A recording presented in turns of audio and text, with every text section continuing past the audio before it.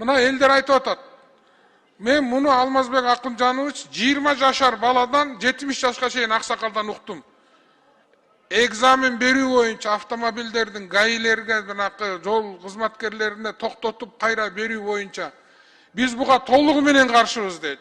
Урматтуу президентибиз Садыр Нуркожоевичтен суранабыз дейт.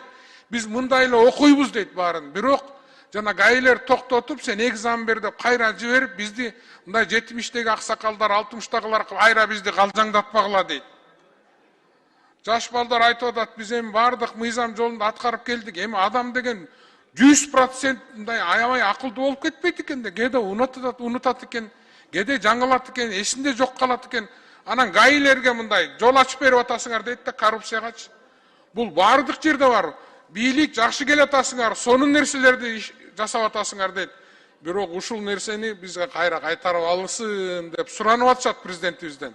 Элдин өкүлү катары мен сизге айтып атам, урматтуу Садыр Нуркожоевичке кайрылып, ушул указын дагы бир карап чыксын. Хотя бы эгер кыла турган болсо, мына Бишкек шаарынан эле баштайлычы пилотный кылып. Бишкек шаарынан, Ош шаарынан баштайлы. Элге чейин Алмаз Акынжанович, муну эл аябай катуу айтып атат. Бул стабилдүүлүккө, ОПСке мындай таасир бериши мүмкүн. Элдер суранып атат.